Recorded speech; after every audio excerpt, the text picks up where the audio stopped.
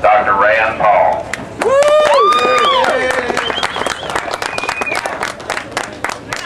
Thank you for having me. They said no bullhorn. They was afraid I'd be too long-winded and too loud, so we're going to go without a bullhorn today. They say you can tell a politician's lying by looking closely. Just look to see if their lips are moving. I think this is largely true. A lot of politicians will show up at a gun rights group like this, and they'll say, we support the Second Amendment, we're all for you. And then you send them off to Washington, before you know it, they vote for the Brady Bill or trigger locks, or they vote against concealed weapons. Because they're just giving you lip service, they're telling you what you want to hear, but they're not true believers in the Second Amendment.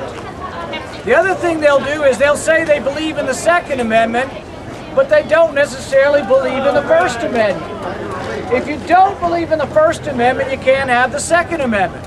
McCain-Feingold was one of the worst pieces of legislation ever to come out, and it prevents you, it makes it illegal for you to buy an advertisement within 60 days of the election saying your congressman voted for gun control. Illegal. In America, illegal to buy an ad saying your congressman voted for gun control. That's McCain-Feingold. The Supreme Court struck down part of McCain-Feingold, but part of it's still there. And you've got people in Washington say they're for the Second Amendment, but they voted for McCain-Feingold. You also have people in Washington who say they're for the Second Amendment, but voted for the Patriot Act. In the Patriot Act, it allows the government to come into your house without a warrant. They can get any officer of the government to sign a national security letter, and we're not talking about non-citizens, we're talking about any of you rabble-rousers that might have a gun in your house. When they sign this warrant, it doesn't go before a judge. They come into your house, they can plant listening devices in your house, these can be left in your house for a year at a time, no limits, and let's say they happen to be in your house snooping about something that they thought you said something bad about the government, and they find you've disabled your trigger locks, or you've maybe done something to your guns that they say is illegal. It used to be they could only come into your house with a warrant specifically to one potential crime. Now they can arrest you for anything they find in your house, and this is without a judge's warrant. Now this is not to say we're all criminals and we're afraid of the government, but we want our privacy. We want to be able to own our guns, and we don't want the government coming into our house. Now why this is important, 5 years ago when I said, are they going to come after your guns? Are they going to come into your house? Maybe not, but after all the legislation that's happened now, and the other danger we have is we are on the precipice of an economic calamity. It hasn't even begun to hit yet. We've seen the stock market collapse. What happens if the entire dollar collapses because we have so much debt? We are now making debt at a greater rate than we've ever made it. The money supply is going up at a more rapid rate than we've ever made it. We're in danger of losing all of our freedoms, and we have now an administration that is not friendly to gun owners. But we have to remember that it's not just Republicans versus Democrats. Republicans were in for 8 years and they ran the deficit through the roof also. We have to hold all of their feet to the fire. If we believe in the Second Amendment, we can't stop with the Second Amendment. We have to say that these politicians have to believe in the entire Bill of Rights. There's no question you have to believe in the First Amendment, the Second Amendment, the Fourth Amendment. If you don't, and you don't consistently defend the Bill of Rights, you'll not have the Second Amendment.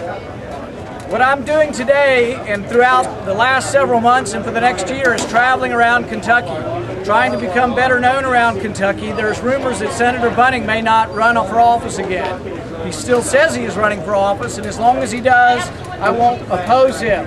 But if Bunning steps down, there needs to be some true believer who runs for office. To me, it's not important whether you're a Republican or a Democrat. It's important if you believe in something.